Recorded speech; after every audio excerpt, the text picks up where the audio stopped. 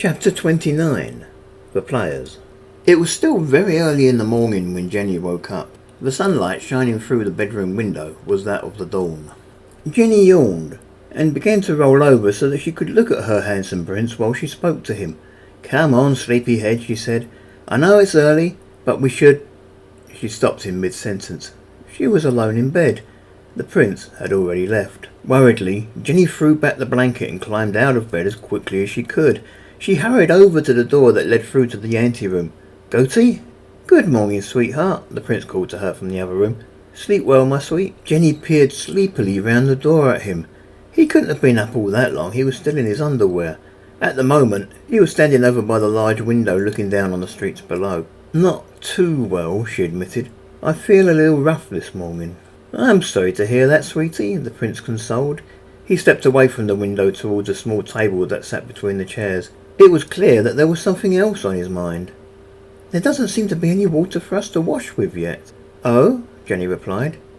"Will you be going out to fetch some?"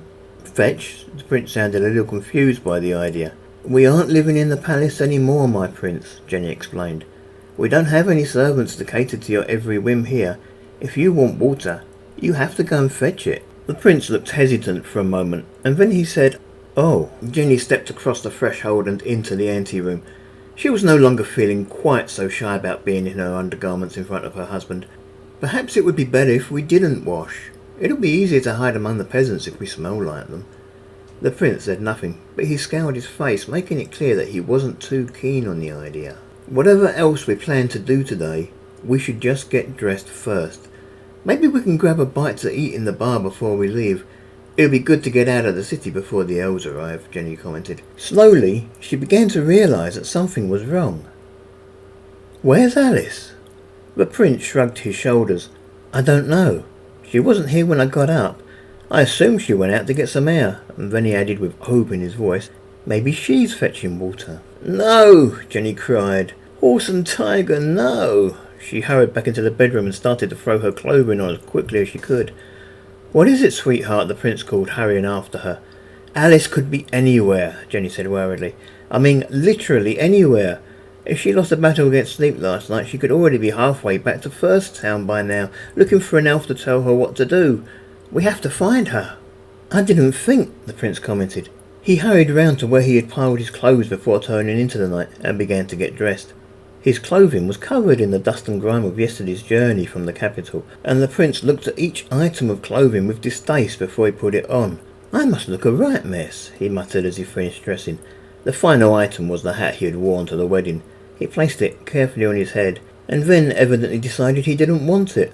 He took it off again. "I'll bet I stink like a peasant." "It's a manly smell," Jenny told him, trying to placate him. It wasn't as if they had a lot of choice. The clothing they had worn at the wedding was all they had. Even after the prince was ready, Jenny was still getting dressed. Wedding clothes of the type Jenny was wearing were designed to make the bride look her best, and very little consideration was given to how easy or difficult they were to put on. There were certain parts of the dress that Jenny decided not to bother with, all the extra frills and knickknacks that she hadn't already destroyed, and that were purely for show and had no real purpose, such as the wrist cuffs and the lace shawl. The prince hovered nearby, clearly wanting to help, but apparently not knowing how. Eventually Jenny was ready. She put on her hat and, with little more than a cursory glance towards her husband, she hurried back into the anteroom, all but running through it to the door that led out of their suite. Jenny didn't even pause to ensure that the prince was following her as she ran down the 3 flights of stairs to the inn's barroom. Last night this barroom had been virtually empty. All the regulars and all the inn guests had been out on the streets of the city celebrating a royal wedding. Today it seemed to be a different story.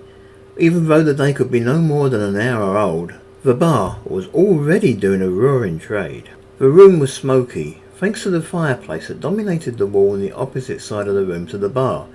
The ventilation for that fireplace seemed to be inadequate for it. The smoke wasn't blinding, but it lay in the air like a thin mist. Jenny ceased her hurrying once she reached the bottom of the stairs. She glanced round quickly, only now thinking to check that the prince had come with her. She found with relief that he was right behind her. The prince took a couple of steps forward to stand beside her. "It's a big city. Where do you think we should look?" "I plan to head towards the southern gates," Jenny replied. If she lost to the sausage, she might have gone there to await the elves. She might even be on her way back to First Town. I hope not, the prince commented. Me too, Jenny agreed. Jenny began to make her way towards the entrance of the inn. It was a slow process. The tables had been placed to take maximum advantage of the space available, and although not every table was occupied, they still had to be circumnavigated. Before Jenny had gone too far, she felt the prince's comforting hand on her shoulder. She looked round to see what he wanted. She's over there, the prince commented happily. He pointed towards one of the tables located close to the fireplace. That's her. Jenny looked in the direction the prince was pointing and nodded. It was definitely Alice. Alice sat at a table over against the side wall very close to the fire. Her back was to the fire. She seemed to be deep in conversation with 3 others also sitting at the table, 2 men and a boy. The men were dressed in fancy-looking street clothes. By no means could they be considered of noble blood, but nor would they be mistaken for peasants. The eldest of them sat closest to the wall. He had to be in his late 50s at the very least. He was bald, except for a small amount of white hair that grew just above his ears, a fancy white moustache, and a tuft of hair that evidently passed for a beard. Sitting between the older man and the boy was someone who looked as if he might be related to the older man. He wasn't so much bald as balding. What hair he still had was black, and he had a touch of a widow's peak. Jenny estimated that he was probably in his early 20s. The youngest of the 3, the young boy, could be no more than 12 or 13 years old. He had a full head of ginger hair and a very bad skin complexion. "We've found her," Jenny said gleefully. She made her way over to where Alice and the others were sitting, and once again the prince followed close behind. Alice yawned. She glanced round at Jenny and the prince, and then indicating them, said to the 3 sitting at the table with her, "Ah, here they are now."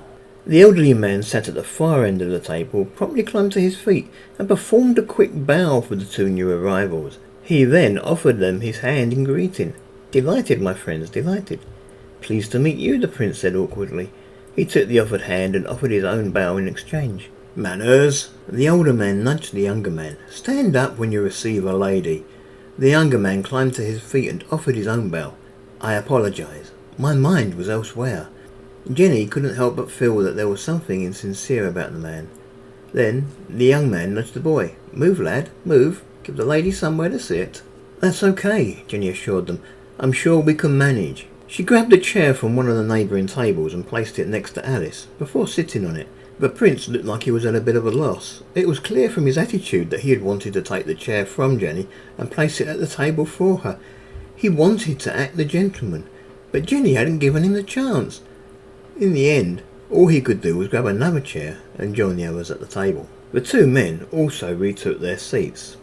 "Perhaps I should introduce you all," Alice said, sounding very sleepy. She pointed to her brother first, giving him a warning look. "This is my brother Mingin." Then she indicated Jenny and his lovely wife Carnelia. We're the Weaver family. Both her and her husband's pseudonyms. Jenny offered a quick smile by way of greeting as she was introduced as Carnelia. She was most impressed that, as tired as Alice was, she had had the presence of mind to give both her and her husband pseudonyms. After all, no one was likely to believe who they truly were. "Pleased to meet you," the older man voiced, seeming genuinely happy to meet them. "I am Ludwig Velsbon." He looked up at Jenny and then at the prince as he spoke, as if expecting some sort of recognition. Jenny met his gaze and smiled back, but the name meant nothing to her. Ludwig continued, "My son here is called Erestein, after the king, and the boy is—" "Pah," Erestein said, "the boy is unimportant." "Chin," the older man finished. Alice seemed to think that she ought to explain. Ludwig and his 2 friends here are members of the Velsbon players. Ludwig is the troupe's leader, although he doesn't do a lot of acting himself these days. Erestein, she indicated him as she spoke, usually plays the main lead in whatever play they happen to be performing. As for Chin, well, he's basically their servant. He also gets a little bit of acting work, though being young, he tends to get lumbered with any female roles. "Lumbered?" Jenny asked. "It's well known that women don't make good actors," Ludwig commented, his voice still quite jolly. "In many villages the people won't even stand for a woman being on stage. We have to use young boys instead." "Women can't project their voices very well," Erestein added. They can't make themselves heard across to the back of the audience. Alice tried to stifle another yawn in her hand. Jenny nodded. This wasn't news to her. She had seen enough plays in the last year with the Prince to know that none of them ever employed women as actors. It was just the way things were. I heard you were headed north, Luddy said suddenly. We are, Jenny replied. She looked accusingly at Alice. Alice just looked back at her and yawned. In fact, we should probably get going. We're going north, Luddy told her. We can travel together, Alice suggested, yawning loudly. The Velspon players are planning to perform at Borton tonight. We could all ride up there together. You'd be welcome to join us, Luddy said. We can always use a couple more stagehands, and I think your husband would make an ideal villain once he gets into the swing of things. Thank you, Prince Goti voiced. Jenny looked appraisingly at Alice, and then at Ludwig. Had Alice been planning this all along? Why else would she be sitting in the bar with these three if she hadn't had the thought of joining them in her mind? It also made a lot of sense to her. She, Alice and her husband could travel amongst a troupe of actors. It was an excellent way to hide. No one ever really wanted to be an actor. It was among the lowest occupations anyone could take up, almost tantamount to begging. If the elves did take Lufton before help could be sent, no one would be able to tell on them. Surely it wouldn't occur to anyone that she and the two royals might be travelling with a bunch of actors. We could always use a couple of extra stagehands, Erstein agreed, but Forepost already makes an excellent villain, and I'm not sure we need to replace him, nor do I think he'd be all that happy if we tried. I'm not thinking that Mingin here would play the main villain, Ludwig assured his son, but many of the plays we perform sometimes have two or more villains for the hero to deal with, and it's been hard finding someone with the right look to play them. Regardless, we do need another actor anyway. It's not like we're pushed for room. What do you think? The Prince asked Jenny. Jenny nodded. It sounds like a good idea. We have a few small chores to perform before we can leave. It might be nice to grab something to eat from the bar, and we'll need to fetch our horses from the inn stables. Other than that, I think we're ready to go. She glanced over at Alice. Did you leave anything upstairs in our room, Alice? I don't think so, Alice replied. Good, Jenny said. We shouldn't need to return upstairs then. Although, I would like to do a bit of shopping. These clothes aren't exactly ideal for travelling in. No, Erstein joked. The way you're dressed, anyone might think you just got married. Quite, the Prince agreed. It might be an idea while we're shopping to visit a blacksmith and obtain some weapons just in case. Clothing is no problem, Luddy told Jenny. We have plenty of clothing. I'm sure we can find something to fit you. He then looked at the Prince questioningly. Why do you think you might need weapons? Something was bothering Jenny, something in the back of her mind. It was as if she was certain that it would be a bad thing for the Prince to arm himself. She couldn't put her finger on it. Indeed, with elves virtually right on their tail, it might be prudent to carry some sort of arms, and yet it struck her strongly as a bad idea. No weapons. We don't really have the money. The Prince turned his head towards Jenny and said, We still have some jewel. We should keep that for real emergencies, Jenny interrupted. Perhaps you're right, the Prince agreed uncertainly. It was raining as the six of them left the inn. It took only a few minutes to fetch their horses from the inn stables and be on their way. The rest of the troop should already be waiting for us by the town square, Ludwig commented as they re-emerged from the stables. Good, the Prince replied. The Prince didn't bother to saddle or mount his horse. Instead, he led it through the streets.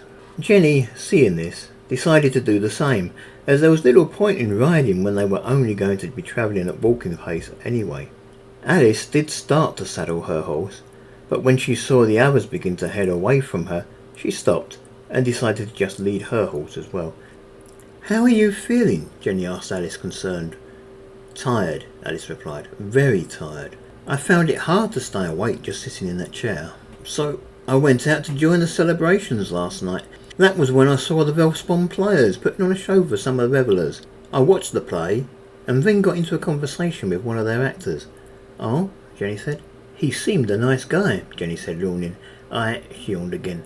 I would have liked to have spent more time chatting to him, but this Erstein guy batted in and took over the conversation. Jenny nodded. She glanced towards the younger man and then leaned in close to Alice to whisper, I'm not sure I like that Erstein. He strikes me as a little bit obnoxious. I agree, Alice replied with another yawn. Playing the lead seems to have gone to his head. His father seems like a nice man, though. I guess so, Jenny agreed. There were 3 coaches waiting for them in the town square. The lead coach had the word Velspon Players emblazoned on its side in big flamboyant yellow letters. The other 2 coaches were also painted in fancy colours, but seemed to be quite mute by comparison. You can ride if you prefer, Ludwig said as they entered the square, or we can tie your horses to the back of the coaches, and you can travel in style. We have some room in the lead coach, Aristine offered. I'm sure we can fit both of the ladies in there. That's very gallant of you to suggest, Jenny replied. She couldn't help but feel that maybe he had some ulterior motive for his suggestion. I wouldn't feel right travelling in any coach, unless my husband was in there with me. Well, of course, my friends, Ludwig suggested, slapping Aristine's side. You must all travel in the lead coach with us, at least this time. Think of yourselves as our guests. But, Father, Aristine protested, if young Mengin here is to be the new villain of our troupe, he must have a place to learn his lines, Ludwig pointed out. And where better than in the same coach as the leading man? You can bounce lines off each other, maybe even come up with a few new ideas together. Very well, Father, Aristine agreed, somewhat reluctantly. There were 22 people in the troupe before Jenni, Alice and the Prince joined them. Each of the 3 coaches could carry 8 people comfortably, 10 at a pinch, and since each needed a driver to control the horses, there was plenty of room for everyone. Jenny climbed on board the coach first. The seats in the coach were well padded, and cushions had been scattered around in an attempt to make any journey even more comfortable. In some ways, it seemed even nicer than the royal coach. Jenny moved across to the far side of the coach and sat next to the window, looking out at the rain and the building that the coach was parked next to. The Prince was next. He sat down beside Jenny and put a comforting arm around her. I don't feel married, Jenny confessed, not looking at him anymore. Oh? The Prince asked. Klemper, the harpies, the elves, they ruined everything. Now she looked round at him. I love you. I want to marry you again. I want to do it properly, without anyone ruining the day. Then she kissed him to show that her feelings for him were still strong.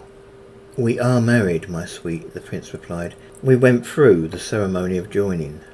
I promise you, though, if we ever do get the chance, then I'll be more than happy to perform the ceremony with you again. But whatever else happened yesterday, you must accept that we are married. I know, Jenny confessed. I just don't feel like it. Alice was the third to enter the coach. She took the seat next to her brother, glanced at him and Jenny quickly, and then tutted loudly. Would you two like to be alone? Jenny giggled. No, we're fine. Alice sighed and grinned. Then she yawned and looked out of the window. I think these seats might be too comfortable. I could nap here easily. Don't think about it, the Prince told her. It wasn't long before Ludwig and Aristine joined them in the coach.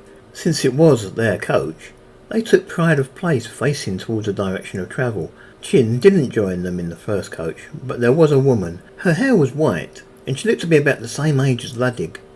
This is Astor, my wife, Ludwig introduced. Pleased to meet you, the Prince said. He stood, but being in the coach he had to duck his head a little. He didn't stay on his feet long. Once Prince Goti had retaken his seat, Ludwig climbed to his feet. There were shelves just above the heads of the passengers, and Ludwig grabbed one of the bags off the shelf and sat back with the bag on his knee. Jenny paid little attention to what was going on inside the coach. From the corner of her eye she could see Ludwig searching the bag he had just fetched. After a couple of minutes he brought forth a sheet of paper. Ludwig turned the front leaf over and read the top sheet. Then he closed it again and handed the package to Prince Goti. Prince Goti looked uncertainly at the paper. I take it that this is the play. It is, Ludwig confirmed. King Borton the First. A Tale of Intrigue and Murder by Aristine Velspon, the Prince read out. He glanced at Aristine. You wrote this? I did, Aristine replied. Take your time to read it through, Ludwig said. Then, when you're ready, we want you to play the part of Duke Averyman. There is no dukedom of Averyman, the Prince replied. Quite right, Ludwig explained. It's a fictitious place. We were going to use a real duke, but we didn't want to upset anyone. Duke Averyman is supposed to be one of the villains. A moment or two later the coach lurched forward suddenly. Then it settled down as the horses found their rhythm. They were now heading away from the town square towards the north of the city on the next leg of their journey.